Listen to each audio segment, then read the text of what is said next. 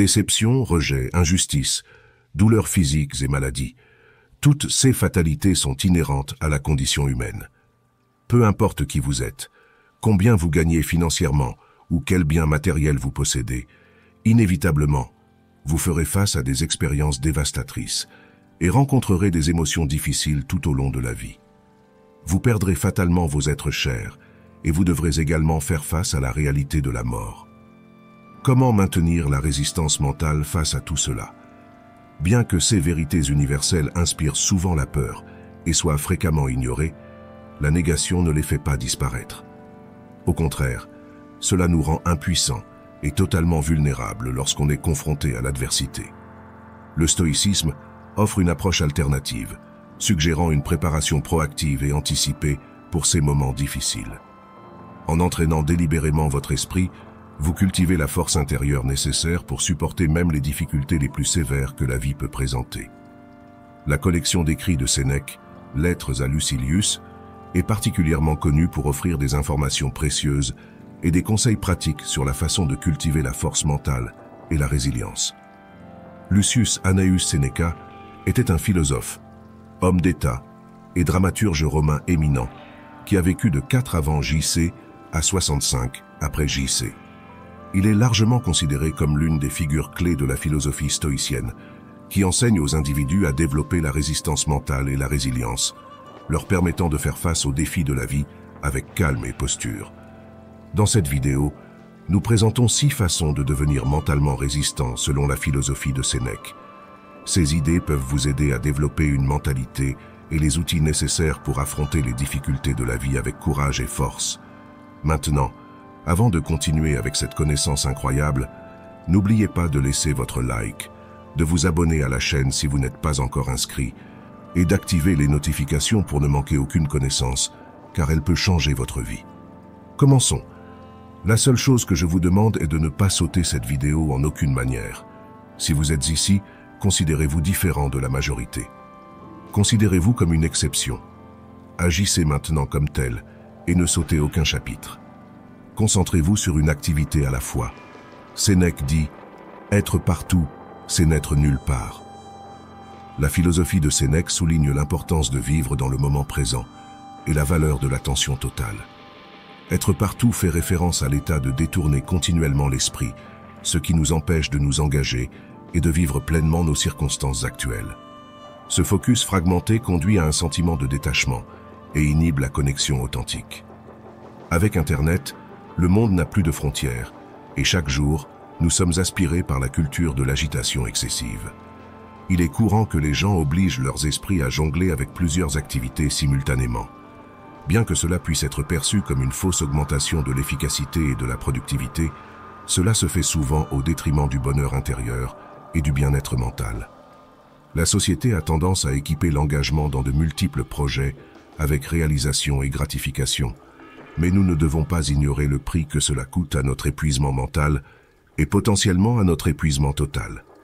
Sénèque, au contraire, suggère de se concentrer sur une tâche à la fois pour augmenter la productivité et réduire les interruptions. Par exemple, lors de la lecture, Sénèque nous conseillerait de consacrer toute notre attention au texte devant nous.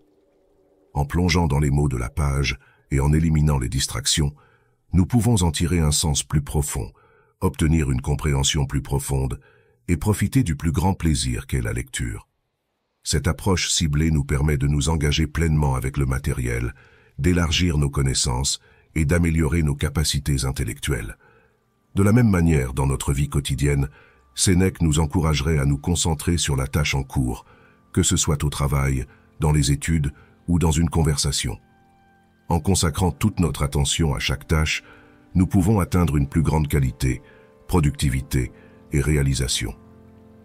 Ce focus intentionnel nous permet d'éviter les pièges du multitâche et de l'attention dispersée, permettant un progrès significatif et l'excellence dans nos activités. Sénèque accordait une grande importance à la gestion du temps. Il croyait que le temps est une ressource précieuse et que la façon dont nous l'utilisons détermine la qualité de notre existence. Par conséquent, se concentrer sur une tâche à la fois a le potentiel de gérer efficacement votre temps. Sénèque a reconnu que tenter de concilier plusieurs tâches simultanément conduit à l'inefficacité et au manque de productivité. Imaginez que vous ayez 1 heure pour organiser et ranger votre maison avant de partir pour un engagement. Et peu après avoir commencé vos tâches, vous vous arrêtez pour répondre à quelques messages sur votre téléphone portable et vous vous souvenez d'un email de travail important que vous devez envoyer de toute urgence et de 2 appels que vous devez passer et vous devez encore nourrir votre chien. Le chronomètre de votre téléphone sonne et votre heure est écoulée. Vous avez 4 tâches commencées et aucune terminée et vous devez partir pour ne pas être en retard à votre rendez-vous. Lorsque nous nous permettons d'être tirés dans plusieurs directions, notre capacité à être pleinement présent est compromise. C'est pourquoi Sénèque nous encourage à organiser nos esprits et à consacrer notre attention à la tâche en cours.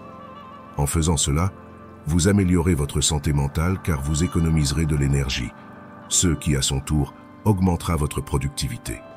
En conséquence, vous ferez un meilleur usage de votre temps tout en renforçant votre esprit contre les distractions.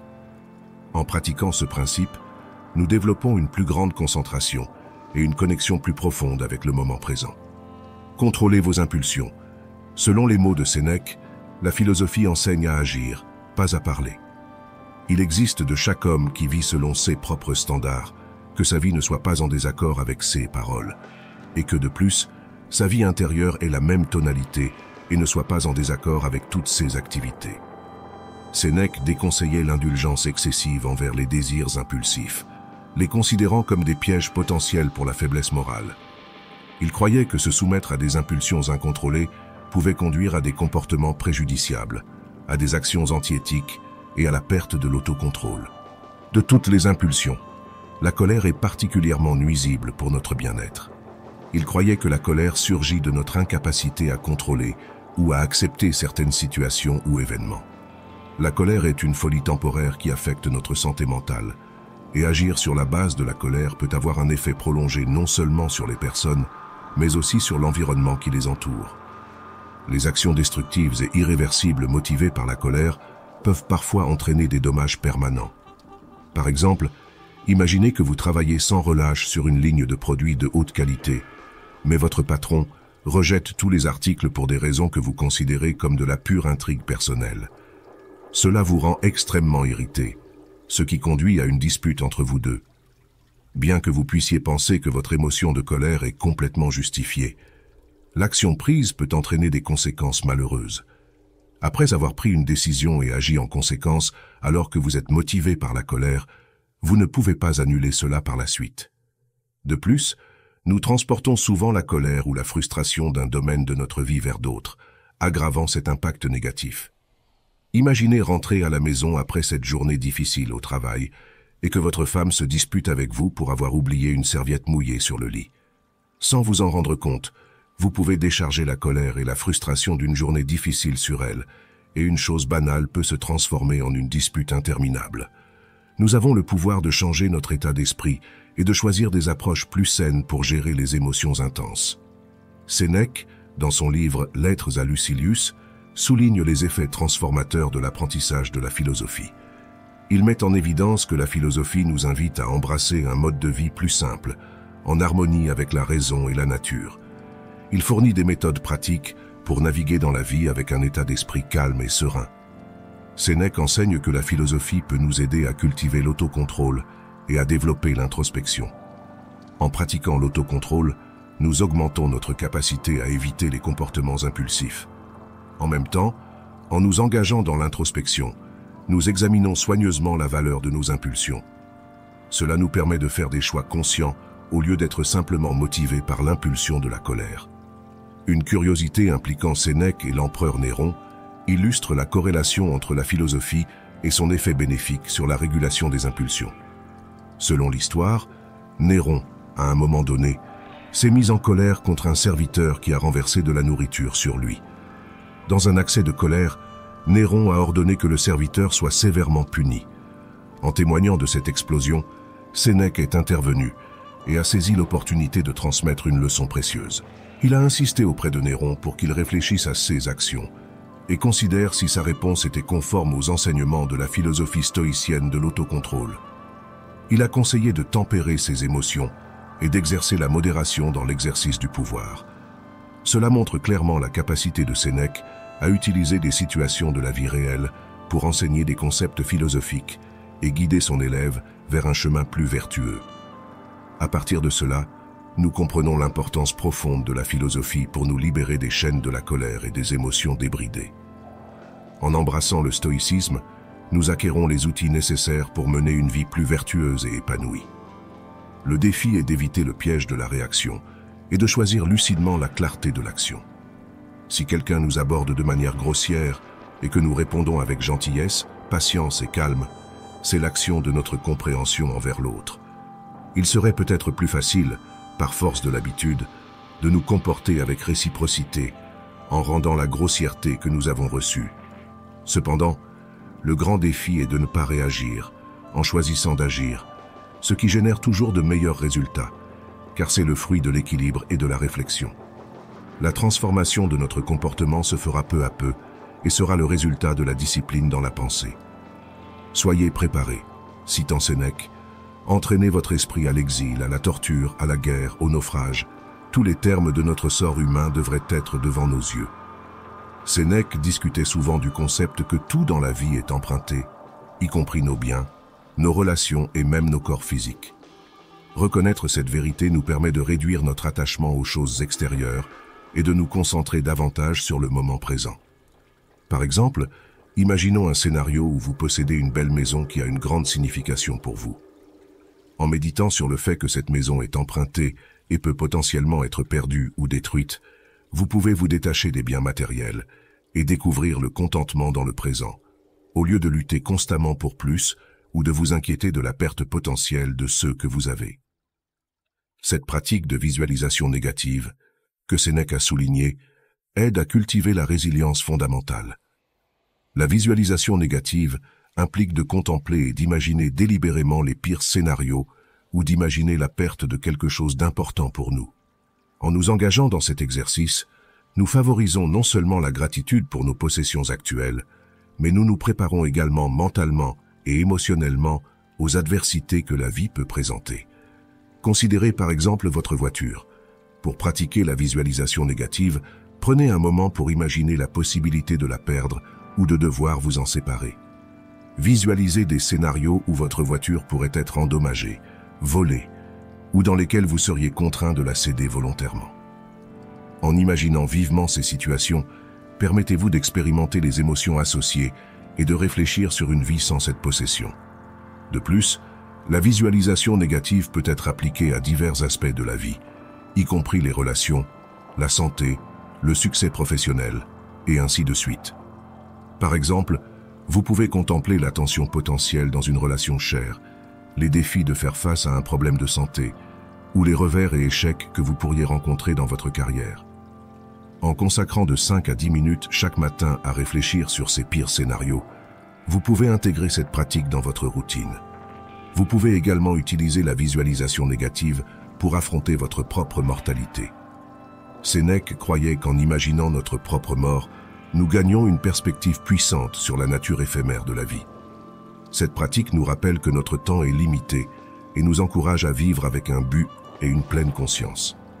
Lorsque nous imaginons notre propre mortalité, nous reconnaissons la brièveté et la fragilité de notre existence, nous aidant à détourner notre attention des affaires triviales et des préoccupations mesquines et à rediriger notre attention vers ceux qui comptent vraiment. En contemplant notre mortalité, nous développons un sens de l'urgence pour poursuivre nos passions, nourrir nos relations et contribuer au monde. Cela nous incite à valoriser les expériences plutôt que les biens matériels et stimule la gratitude pour le moment présent. Nous apprenons à apprécier les personnes et les opportunités dans nos vies et à faire face aux défis avec résilience et détermination. Faire l'exercice mental de visualisation négative et se préparer de manière proactive aux situations difficiles ne stimule pas seulement la gratitude pour ce que vous avez, mais vous permet également de prendre des mesures proactives pour éviter qu'elles ne se produisent. Cela vous prépare également à les gérer efficacement si elles surviennent. Cette pratique favorise une mentalité de préparation et d'adaptabilité, renforçant votre confiance et votre posture face aux incertitudes de la vie. Embrassez volontairement les difficultés. Sénèque a écrit une fois que les difficultés renforcent l'esprit, tout comme le travail renforce le corps. Malgré sa grande richesse dans l'Empire romain, il adoptait intentionnellement un style de vie rappelant la pauvreté. Il réservait quelques jours par mois pour porter des vêtements simples et consommer le minimum de nourriture. Cette pratique n'était pas motivée par un besoin financier, mais plutôt pour modérer son désir de biens matériels et de plaisirs éphémères. Sénèque cherchait à approfondir son appréciation de ce qu'il possédait déjà et, plus significativement, à développer le courage nécessaire pour faire face aux défis futurs. Cette technique stoïcienne, connue sous le nom de souffrance volontaire, implique de rechercher et d'embrasser délibérément des défis qui nous poussent au-delà de nos zones de confort. C'est une méthode puissante pour renforcer l'esprit. Sénèque a comparé cela au travail physique qui renforce le corps. De la même manière que l'effort physique défie et renforce nos muscles, embrasser volontairement les difficultés et les souffrances fournit un entraînement mental. En embrassant les défis et en affrontant volontairement l'inconfort, nous favorisons la résilience, la discipline et la gratitude, développant une mentalité qui prospère face aux adversités de la vie. Pour illustrer comment les difficultés volontaires peuvent être pratiquées, considérons une personne ayant peur de parler en public, une source commune d'anxiété. Au lieu d'éviter les situations impliquant de parler en public, cette personne décide de confronter sa peur à travers des difficultés volontaires. Il recherche activement des opportunités de parler en public, comme rejoindre un groupe local ou se porter volontaire pour faire des présentations au travail. Initialement, l'idée de parler en public peut provoquer de l'inconfort et de l'appréhension. Cependant, en se soumettant volontairement à ce défi, ils commencent à développer de la force et du courage. À chaque discours qu'ils font, ils repoussent les limites de leur zone de confort, apprenant à gérer l'anxiété, à améliorer leurs compétences en communication et à construire de la résilience face aux éventuels revers. À travers cette pratique, en embrassant volontairement les difficultés de parler en public, vous réduisez la domination de la peur et élargissez votre capacité à gérer les défis futurs. Il est important de noter que les difficultés volontaires peuvent être pratiquées même en l'absence de peur spécifique. Par exemple, vous pourriez sortir sans manteau en hiver, éteindre le climatiseur chez vous ou dans votre voiture, prendre des douches froides, jeûner occasionnellement ou dormir sans oreiller. La clé est de choisir activement l'inconfort et les défis qui élargissent nos limites et testent notre résilience. En optant délibérément pour affronter des défis et des inconforts, nous réalisons un entraînement mental qui construit la résilience, la discipline et la gratitude pour l'abondance que nous possédons. En pratiquant activement les difficultés volontaires, nous préparons nos esprits et nos corps à des situations imprévues et difficiles. Selon Sénèque, l'homme n'est pas affecté par les événements, mais ne sont pas aussi effrayantes qu'elles le semblaient. Sénèque a souligné l'importance de la dichotomie du contrôle et du concept d'amor fati pour éviter de tomber dans la mentalité de victime. La dichotomie du contrôle se réfère à la distinction entre les choses qui sont sous notre contrôle et celles qui ne le sont pas. Il croyait que, bien que les événements et circonstances extérieures soient hors de notre contrôle, nous avons le pouvoir de contrôler nos propres pensées, attitudes et comportements.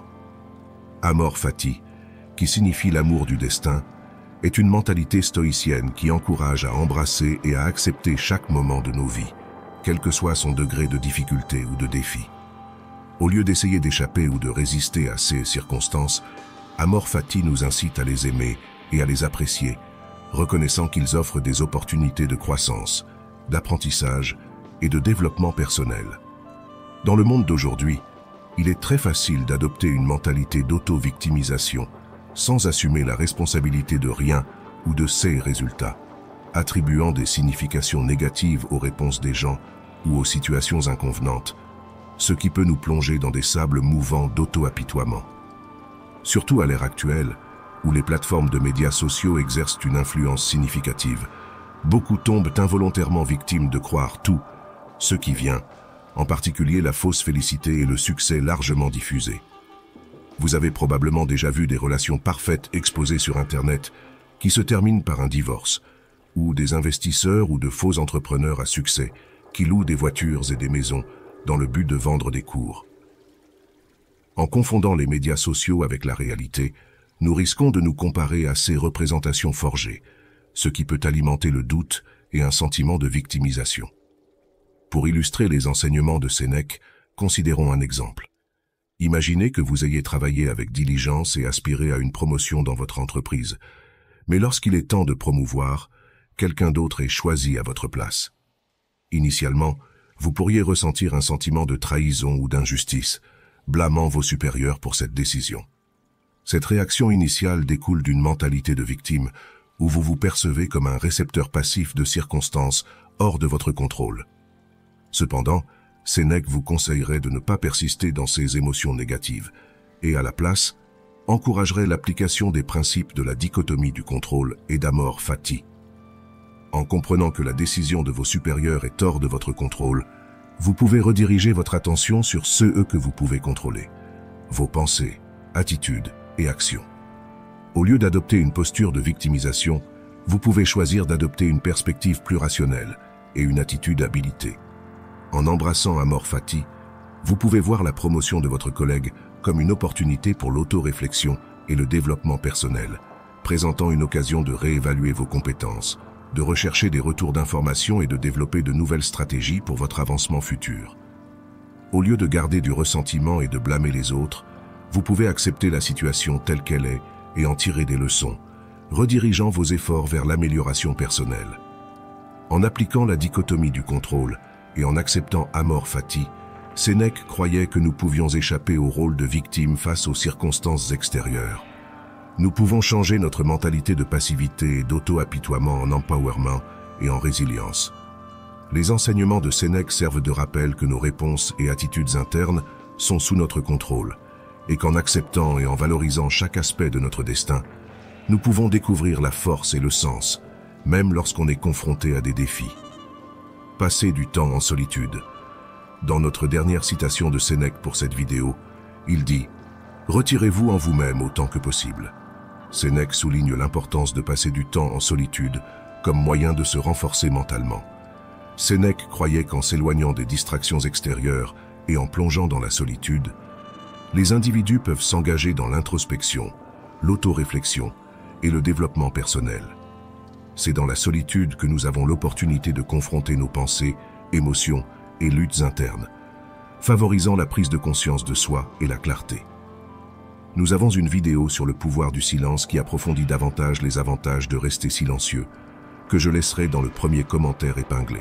Pour pratiquer la solitude, il est possible de réserver régulièrement du temps dédié à soi-même. Cela peut signifier s'engager dans des activités qui favorisent l'introspection et l'autoréflexion, comme tenir un journal ou simplement faire de longues promenades dans la nature. En se déconnectant intentionnellement du bruit et des demandes du monde extérieur, les individus peuvent créer un espace pour la réflexion profonde, l'autodécouverte et l'auto-amélioration.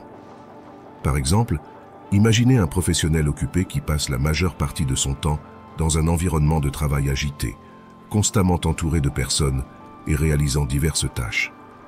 En se réservant consciemment des périodes spécifiques de solitude, comme les soirées, cet individu peut créer un espace tranquille pour l'autoréflexion. Pendant cette période, ils peuvent réfléchir sur leurs valeurs, objectifs et domaines de développement personnel. Ils peuvent utiliser cette solitude pour obtenir de la clarté sur leurs priorités, évaluer leurs émotions et pensées, et contempler leurs actions et décisions. À travers une pratique régulière, ils cultivent la force mentale et une compréhension plus profonde d'eux-mêmes. Sénèque croyait que passer du temps en solitude permet aux individus de recharger leurs esprits, d'obtenir des insights précieux et de cultiver la force intérieure. Cela offre une opportunité d'auto-examen et de croissance personnelle, menant à une vie plus épanouie. Une des activités précieuses que vous pouvez entreprendre pendant des moments de solitude pour renforcer votre mentalité est de vous engager dans un apprentissage continu et d'élargir vos connaissances intellectuelles ou vos compétences. Vous ne changerez jamais votre vie jusqu'à ce que vous changiez quelque chose que vous faites quotidiennement. Et si vous avez aimé cette vidéo, n'oubliez pas de la partager avec un ami qui en a besoin. Aidez-nous à répandre cette sagesse millénaire. Pour vous qui avez été forts et êtes arrivés jusqu'ici, commentez « Je serai fort ». Je suis reconnaissant que vous ayez regardé jusqu'à la fin. N'oubliez pas de cliquer sur le bouton « J'aime » et de vous abonner pour nous aider à atteindre les 50 000 abonnés. N'oubliez pas d'activer les notifications pour vous assurer de ne manquer aucun contenu futur. N'hésitez pas à laisser un commentaire et à partager votre opinion sur le sujet ou à recommander des sujets pour de futures vidéos. Je serai heureux de lire tous les messages que vous m'envoyez et de répondre à toutes les questions que vous pourriez avoir. Ma sincère gratitude vous est adressée pour votre attention et votre encouragement à rester avec nous jusqu'à la fin. Jusqu'à la prochaine vidéo, j'ai hâte de me reconnecter avec vous dans ma prochaine vidéo. C'était la perspective stoïcienne. Je vous laisse ici. À bientôt. Maintenant, pour en savoir un peu plus sur le stoïcisme, cliquez simplement sur l'une de ces vidéos qui apparaît sur votre écran. Merci d'avoir regardé.